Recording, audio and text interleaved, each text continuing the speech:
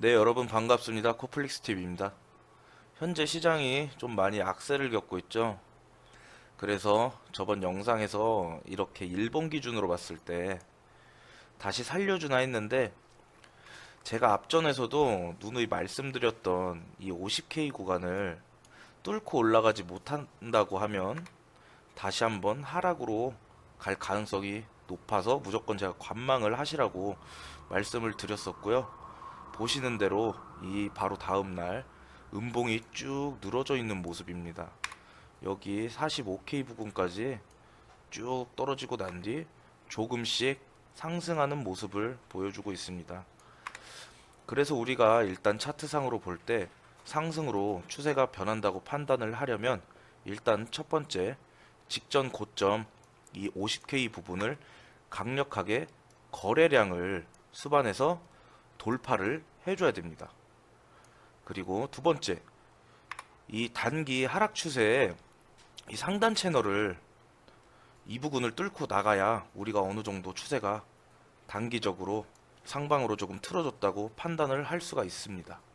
그렇기 때문에 여러분들께서 현재 시장에서는 앞으로에도 이제 일정들이 많이 있어요. 그래서 내일 15일에 중국 후업이 이제 중국인 사용자 암호화폐 활동이 전면 금지가 됩니다. 그렇기 때문에 그때 코인 시장에서 큰 변동이 한번 생길 것 같고요. 그리고 이제 16일 날엔 미국 FOMC에서 금리를 결정을 해요. 그래서 15일인 다음 날인 16일에도 큰 일정이 있다는 거죠. 파월이 어떤 식으로 이제 금리에 관해서 결정을 하고 방향성을 잡아줄 거냐, 이런 부분에 발표를 할 것이기 때문에 아직 시장이 굉장히 불안감이 많이 조성이 되어 있는 거죠. 많이 조정은 나왔다고 생각하지만 아직 하방으로 조금 더 빠질 수 있다. 어떤 이런 걱정이 있는 거예요. 그리고 16일까지도 제롬 파월이 연설을 하면서 국가 고용 지표라든지 아니면 실업률 지표라든지 어떤 이런 것들을 발표를 하면서 어떤 식으로 금리를 조절할 건지에 대해서 연설을 아마 할 겁니다. 그리고 그 다음 날엔 17일에는 미국 내마녀의 날이라고 선물과 옵션, 개별 주식 선물과 옵션, 이렇게 네 가지 파생 상품 만기일이 겹친 날이에요. 그래서 3, 6, 9, 12월 둘째 목요일에 발생하는 건데, 이때 내마녀의 날에는 주가가 굉장히 요동치고 불안정한 일들이 많아요. 그렇기 때문에 내마녀의 날, 내마녀의 날이라고 불리는 건데, 사실 이 이슈에는 다른 이슈에 비해서는 그렇게 큰 영향을 주지는 못할 것 같아요. 그래서 우리가 정확하게 판단을 할 거면 오늘이 지금 12월 14일이죠. 올해가 굉장히 중요하다고 생각됩니다. 첫 번째로 후오비 15일부터 중국 본토 사용자 가상화폐 거래 중단. 세계 최대 비트코인 거래소가 15일 중국 본토 사용자의 가상화폐 거래 서비스를 완전히 폐쇄한다고 밝혔다. 중국 당국의 가상화폐 규제 강화에 따른 조치라고 하네요. 현재까지도 중국이 가지고 있는 비트 물량이 아주 큽니다. 현재도 최근에 하락했던 것들이 후오비 거래소 규제 때문에 많은 매도 물량이 나오면서 롱 포지션을 잡고 있던 물량들도 모두 청산을 당하고 하방으로 크게 조정이 나와줬던 건데, 그때 당시에 매도를 못했던 물량을 보유하고 있는 중국인들은 비트를 계속 떨어지게 보고 있을 거예요. 내일 전까지 반등이 한번 나오면 칼같이 매도 준비를 하고 있을 거고요. 지금까지도 중국인들이 던지고 있기 때문에 이 부분을 넘어가지 못하고 있다고 생각이 듭니다. 이 때문에 섣불리 포지션을 잡거나 보유하신 현금이 있다고 진입을 하신다든지 무리는 절대로 하지 마시고 일단 관망부터 하시는 걸 강력하게 추천드립니다. 그리고 미국의 FOMC가 어떤 식으로, 현재 지금 원래 파월 같은 경우에 굉장히 비둘기파에 가까운 발언들을 많이 했는데요. 최근에 들어서 매파적인 발언을 굉장히 크게 하고 있어요. 그리고 최근에 우리가 예측하지 못했던 오미크론 변이까지 생기고 하면서 팬덤의 공포가 오고 인플레이션이 더 가속화되고 하이퍼 인플레이션, 스태그플레이션, 그런 우려들이 이제 굉장히 많이 끼면서 파월도 어느 정도 생각을 바꾼 것 같아요. 아, 내가 그냥 이런 식으로 좀 느슨하게 테이퍼링 하면서 금리 인상을 할 게 아니라 이런 걸 일정을 좀 당겨서 인플레이션이 더 가속화되는 것을 조정을 하겠다. 그래서 비트코인이 왜 영향이 가냐? 비트코인은 인플레이션 헤징 수단이었어요. 인플레이션이 가속화될수록 비트코인은 좋은 거지만 파월이 만약에 인플레이션을 빠르게 잡겠다.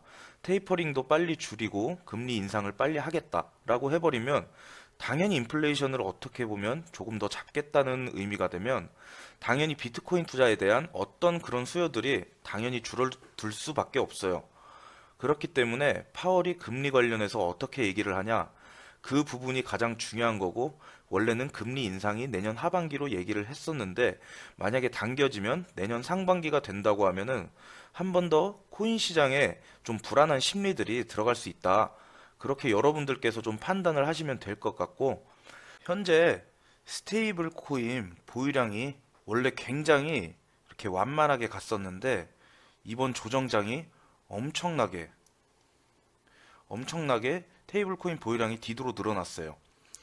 거래소에 이 뜻은 뭐냐면 스테이블 코인 같은 경우는 이제 화폐의 가치죠. 스테이블 코인 같은 경우는 예를 들자면 테더. 1테더는 1달러의 어떤 가치를 하는 건데 대부분이 다 현금화를 했다. 이 얘기는 뭐냐면 지금 올라갈지 떨어질지에 대한 확신이 없다는 거예요. 모든 사람들이 그렇기 때문에 최대한 현금화를 해서 현금을 보유하고 앞으로 이제 예정되어 있는 15일 중국인 이제 후오비 거래소 거래 중단 그리고 FOMC 금리 결정 FOMC 회의 그것을 보고 진입을 하겠다라고 하는 것을 보여주는 거기 때문에 지금은 모든 개인들이 이건 좀 고래들이건 일단은 상황을 조금 지켜보고 있는 그런 흐름이고 일단은 판단이 되고 또 재미있는 건 장기 홀더 여기 현금화를 엄청나게 했어요. 이 얘기는 원래 비트코인을 장기적으로 계속 보유했던 그 장기적으로 그냥 들고 있었던 그런 홀더들조차도 현금화를 해서 저희가 어떤 이런 불확실성이 있어서 한 번 더 조정이 나아질 수 있는 부분에 대해서 현금화를 해서 좀 관망을 하고 진입하겠다라는 그러한 심리가 이제 온체인 데이터상으로 좀 보여지는 것 같아요.